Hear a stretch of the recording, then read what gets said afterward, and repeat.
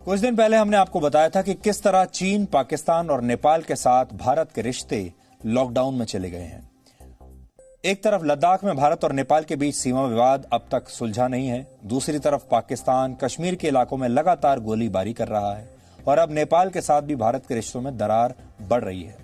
लेकिन इस बात में कोई शक नहीं है कि भारत और नेपाल के बीच नक्शे से जुड़े इस पूरे विवाद के केंद्र में चीन है, जिसने इस विवाद की स्क्रिप्ट भी तैयार की है और नेपाल के प्रधानमंत्री केपी ओली के हर एक्शन का निर्देशन भी चीन ही कर रहा है। यानी एक ऐसी फिल्म है जिसको चीन ने ही इसका प्रोडक्शन किया है और चीन ने ही इसका डायरेक्शन किया है और चीन ने ही इसकी पटकथा लिखी है। शनिवार को नेपाल की संसद में विवादित नक्शे में संशोधन का प्रस्ताव पास हो गया। नए नक्शे में भारत के 3 हिस्से कालापानी, लिपुलेख और लिम्पियाधुरा को शामिल कर लिया गया है और दिलचस्प बात यह है कि नेपाल की सभी विपक्षी पार्टियों ने भी इस नक्शे का समर्थन किया है। 275 सदस्यों वाली नेपाल की संसद में इस विवादित नक्शे के पक्ष में 258 वोट पड़े।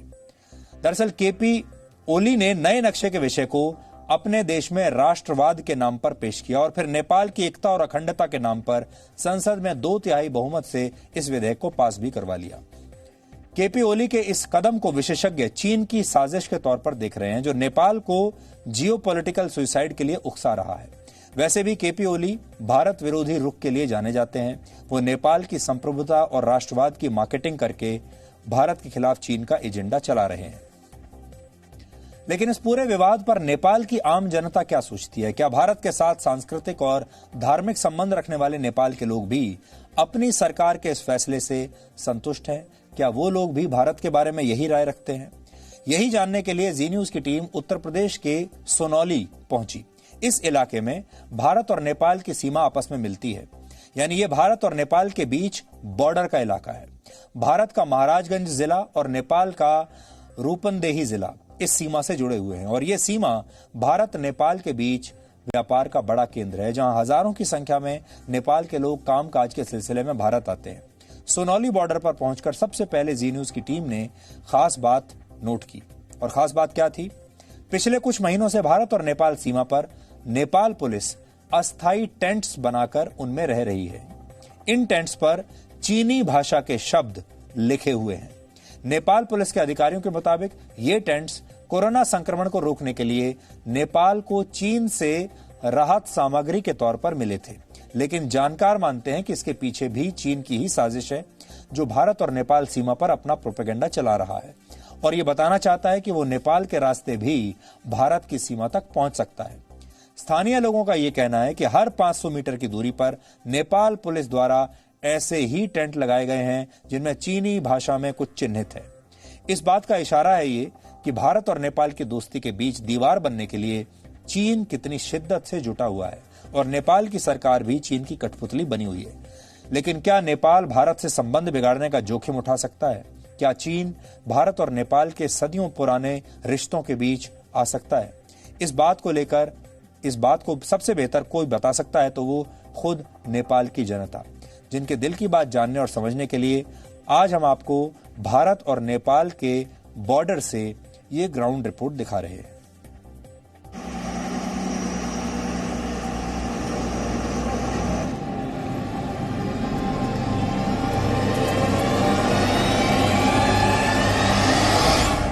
भारत और नेपाल के बीच का जो रिश्ता है यह कोई सामान्य रिश्ता नहीं है। भारत और नेपाल के बीच का रिश्ता तो मेरे बहनों भाइयों, यह रोटी और बेटी का हमारा यह रिश्ता है।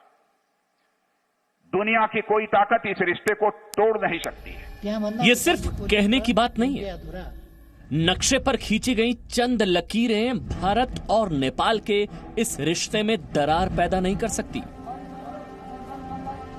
अगर किसी को कोई शक है तो भारत नेपाल बॉर्डर पर जाकर देख ले, पता चल जाएगा कि चीन चाहे जितनी मर्जी कोशिश कर ले, जन्म जन्म के इस रिश्ते को 7 जन्मों में भी नहीं तोड़ पाएगा।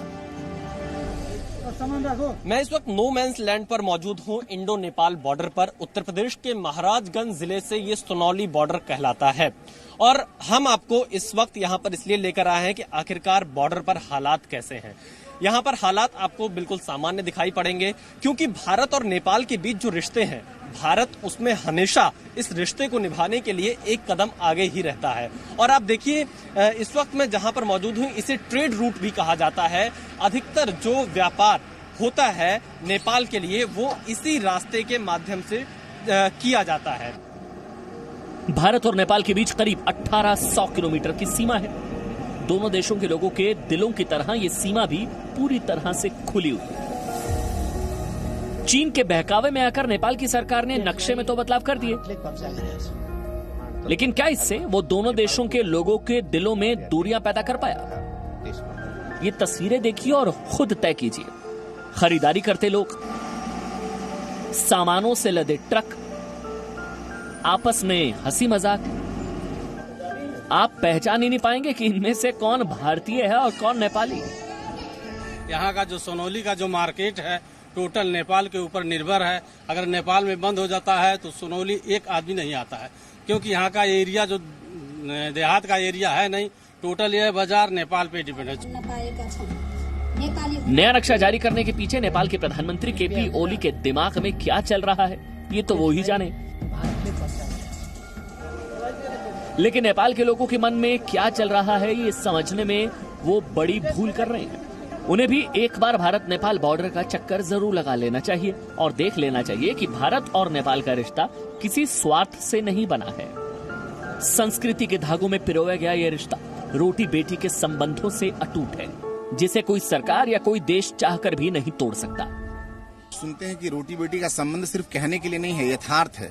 यहाँ की भारत और नेपाल की connectivity person to person connectivity है। कोई एक दल दूसरे दल को सिर्फ जानता ऐसा नहीं है। ये जब से पृथ्वी का निर्माण हुआ, जब से भारत और नेपाल राष्ट्र बने हैं, जब से इनको पहचाना जाता है, तब से इसका संबंध कायम है और रहेगा। नेपाल और भारत का संस्कृति, धर्म, हर कल्चर के लिए ये उपयुक्त है। ये आप उधर से नेपाल के इंडिया आएंगे तो वहाँ पर नेपाली करके कोई नहीं बोल पाएगा, इंडिया से नेपाल में जाएंगे तो इंडियन बोल के कोई नहीं कर पाएगा, क्योंकि एक ही कल्चर मिलता है। रोजी रोटी का जो काम है, रोजी बेटी का काम है, ये तो चलता रहेगा, ये सदियों चलता रहेगा। नेपाल की सरकार को पता नहीं क्यों ये भ्रम हो गया कि भारत से ज्यादा चीन उसका सगा है। सच्चे रिश्ते वही होते हैं जो निस्वार्थ होते हैं। चीन से रिश्तेदारी नेपाल को अस्थायी फायदा भले ही पहुंचा सकती है, लेकिन भारत से रिश्ते खत्म करना ना तो नेपाल सरकार की बस की बात है, ना ही नेपाल के नागरिक ऐसा कभी सोच सकते हैं। आप नेपाल के रहने वाले हैं और ये भारत की रहने वाली है, तो क्या नाम है आपका? बिहारी लाल कुमार। बिहारी लाल जी, कब हुई थी आप लोग की शादी, और ये जो रिश्ता है कि नेपाल और भारत में एक दूसरे के गांव में आना जाना? 8-10 साल से ऊपर। आप यहाँ भारत में कहाँ रहती हैं, कौन सा जगह है? महाराजगंज जिला। हाँ। सबका रिलेशन नेपाल का और जो है भारत का रिलेशन बहुत अच्छा रहे, हमारा कहना यही है। वैसे जो है थोड़ी बहुत कमी कमजोरियां होती रहती हैं, लेकिन मेन तो वही है कि हमको मिलके ही रहना है। भारत नेपाल सीमा के दोनों ओर कई गांव बसे हैं।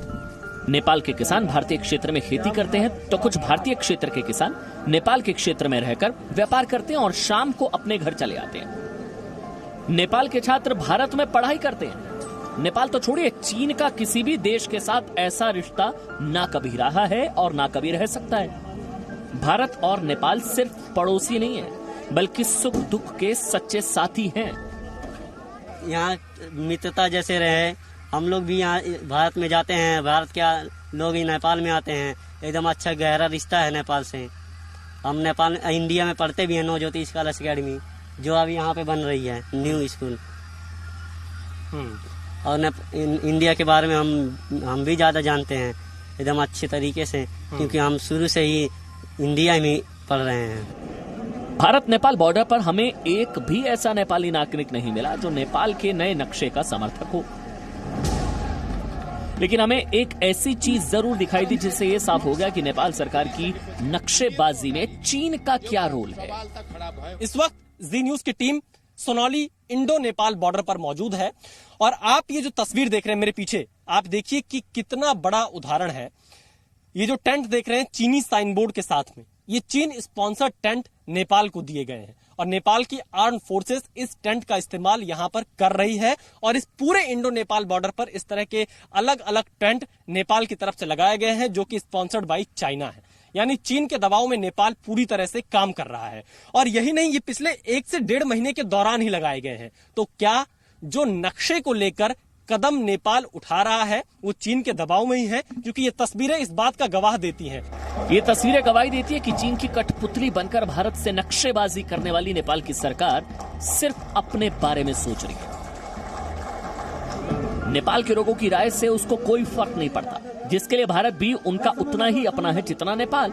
और ये सिर्फ कहने की बात नहीं है। जब हम इंडो नेपाल बॉर्डर पर पहुंचे तो हमें एक और खास बात पता चली, और ये है कि यहां पर जब लॉकडाउन के दौरान नेपाल के नागरिक जो भारत में फंसे हुए थे वो जब अपने मुल्क वापस जाने की कोशिश में थे तो भारत ने लगातार उनकी मदद की। यहां पर 14 दिन से लेकर 21 दिनों तक उन्हें क्वारंटीन में रखा, उन्हें उनके लिए भोजन की व्यवस्था की, सैनिटाइजर, मास्क, हेल्थ चेकअप, इन सब की व्यवस्था की और उसके बाद उन्हें यहां से आगे अंदर जाने दिया गया। क्योंकि हमें यह भी पता चला था कि जो नेपाल की पुलिस थी या जो नेपाल की फोर्स थी वो उस वक्त नेपाल के नागरिकों को सीधे तौर पर लेने से मना कर रही थी और यहां पर नेपाल के नागरिकों को धरने पर बैठना पड़ा था। और उसके बाद नेपाल के उन नागरिकों के लिए मददगार भारत ही बना। कैमरामैन जयप्रकाश के साथ Vishal Pandey, Zee media, Indo Nepal border, Maharajganj, Uttar Pradesh. Nepal में आजकल इस बात पर भी बहस चल रही है कि केपी शर्मा ओली ने प्रधानमंत्री पद को बचाने के लिए, अपनी कुर्सी को बचाने के लिए और अपनी पार्टी में खुद को मजबूत करने के लिए भारत विरोधी कार्ड खेला है, क्योंकि उनकी पार्टी नेपाल कम्युनिस्ट पार्टी ने ओली पर यह दबाव बनाया था कि मई में वो प्रधानमंत्री पद छोड़ दें। और सूत्रों के मुताबिक भारत ने ओली को बातचीत का ऑफर भी दिया था, लेकिन उन्होंने स्वीकार नहीं किया, क्योंकि वो जो उनकी अंदरूनी राजनीति है देश की, उसमें अपनी स्थिति को कमजोर नहीं करना चाहते थे, इस बात को और खींचना चाहते थे। और आजकल वहां पर राष्ट्रवाद की लहर चली हुई है और राष्ट्रवाद वो इस नाम पर दिखाना चाहते हैं कि भारत से वो किस तरीके से भारत के साथ कोई ना कोई विवाद पैदा कर दें, जिससे वो अपनी राष्ट्रवाद वाली जो भावना है वो अपनी राजनीति में लोगों को बता सके। अब आपको चीन और Pakistan presenting B News app available on Google Play and App Store. Download it now.